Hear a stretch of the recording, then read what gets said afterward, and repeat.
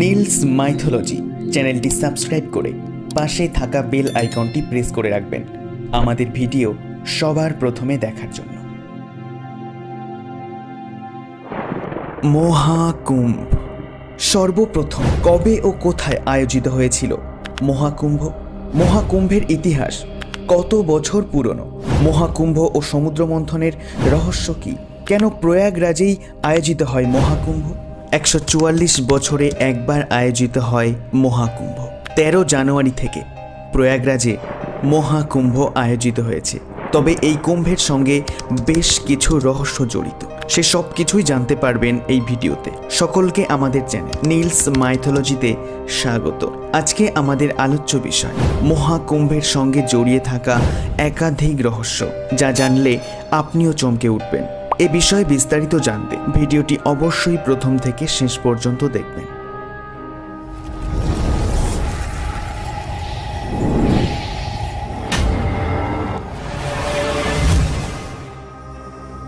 শ্রদ্ধা ও ভক্তির প্রতীক মহাকুম্ভ নিছক মেলা নয়, এটি এমন এক উৎসব যেখানে বিশ্বাস, প্রথা ও হিন্দু সংস্কৃতির সঙ্গম হয়। এবছর 13 জানুয়ারি থেকে শুরু হচ্ছে মহাকুম্ভ। 144 বছর পর মহাকুম্ভের আয়োজন হচ্ছে। উল্লেখ্য, 12 বছরে একবার পূর্ণ কুম্ভ আয়োজিত হয়, আবার 12টি পর্ণকুম্ভের পর আয়োজন হয় মহাকুম্ভের। অর্থাৎ 144 বছরে একবার মহাকুম্ভের আয়োজন করা হয়। প্রয়াগরাজে মহাকুম্ভের আয়োজন হয়, তবে এটি নতুন নয়, বরং মহাকুম্ভের ইতিহাস বহু বছর পুরানো। মহাকুম্ভের সঙ্গে সম্পর্কযুক্ত নানান রহস্য আমাদের ধর্মগ্রন্থে লুকিয়ে রয়েছে। এখানে এমনই কিছু রহস্য আপনাদের সামনে তুলে ধরা হলো। পাশাপাশি কবে ও কোথায় মহাকুম্ভের আয়োজন হয়েছিল তাও এখানে জানানো হলো। সর্বপ্রথম, কবে ও কোথায় আয়োজিত হয়েছিল মহাকুম্ভ? কিছু কিছু গ্রন্থ অনুযায়ী সত্যযুগ থেকেই এই মেলা আয়োজিত হয়ে আসছে, তবে কোনো পুরাণে এ সম্পর্কে স্পষ্টভাবে কিছু উল্লেখ পাওয়া যায়নি। মহাকুম্ভের ইতিহাস কত বছর পুরানো? কিছু ধর্মগ্রন্থ অনুযায়ী মহাকুম্ভের ইতিহাস 850 বছরের চেয়েও পুরানো। আদি শঙ্করাচার্য মহাকুম্ভের সূচনা করেছিলেন। আবার এও প্রচলিত রয়েছে যে সমুদ্র মন্থনের পর থেকেই মহাকুম্ভের আয়োজন হয়ে আসছে। আবার কোনো বিদ্বানের মতামত অনুযায়ী গুপ্ত যুগ থেকে এর সূচনা হয়। তবে সম্রাট হর্ষবর্ধনের শাসনকালে কুম্ভ মেলা আয়োজনের স্পষ্ট প্রমাণ পাওয়া যায়। তারপরই শঙ্করাচার্য ও তাঁর শিষ্যরা সন্ন্যাসী আখাড়ার জন্য সঙ্গম তীরে শাহী স্নানের ব্যবস্থা করেন। তবে ঐতিহাসিক সাক্ষ্য প্রমাণের ভিত্তিতে মনে করা হয় যে রাজা হর্ষবর্ধনের শাসনকালে কুম্ভের আয়োজন করা হয়েছিল।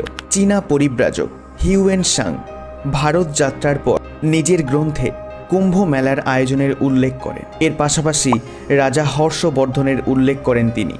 হিউয়েন সাং নিজের গ্রন্থে উল্লেখ করেন যে রাজা হর্ষবর্ধন প্রতি 5 বছরে নদীর সঙ্গমে এক বিশাল আয়োজন করতেন ও দরিদ্র এবং ধার্মিক জনগণের উদ্দেশ্যে নিজের সমস্ত রাজকোষ দান করে দিতেন।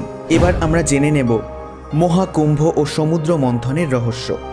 শিবপুরাণ, মৎস্যপুরাণ, পদ্মপুরাণ, ভবিষ্য পুরাণ সহ বিভিন্ন পুরাণে সমুদ্র মন্থনের উল্লেখ রয়েছে। পৌরাণিক কাহিনী অনুযায়ী সমুদ্র মন্থনের সময় অমৃত কলস উঠে এলে তা লাভের জন্য দেবতা ও রাক্ষসদের মধ্যে সংঘর্ষ বাঁধে। এই সংঘর্ষ কম করার জন্য বিষ্ণু মোহিনী অবতার নেয়। এরপর দেব ও দানবের মধ্যে সংঘর্ষ বৃদ্ধি পেলে ইন্দ্রের পুত্র জয়ন্তের হাতে সেই কলস তুলে ধরা হয়। কাকের রূপ ধারণ করে রাক্ষসদের কাছ থেকে অমৃত কলস ছিনিয়ে উড়ে যাচ্ছিলেন জয়ন্ত। এ সময় কলস থেকে কয়েক ফোঁটা অমৃত প্রয়াগরাজ, উজ্জয়ন, হরিদ্বার ও নাসিকে পড়ে যায়। যে 4 স্থানে এই অমৃতের ফোঁটা পড়ে সেখানেই কুম্ভ মেলার আয়োজন করা হয়। জয়ন্ত কাক রূপে অমৃত কলস নিয়ে যাওয়ার সময় তার মুখে কয়েক ফোঁটা অমৃত লেগে যায়। এ কারণে কাকের আয়ু দীর্ঘ হয়। কথিত আছে কাকের মৃত্যু সাধারণত দুর্ঘটনার কারণে হয়ে থাকে। এছাড়াও কয়েক ফোঁটা অমৃত দুর্বা ঘাসে পড়ে, তাই দুর্বাকে পবিত্র মনে করা হয়। এই পবিত্র ঘাস গণেশকে নিবেদন করা হয়। এটি ছিল কুম্ভের এক অজানা রহস্য।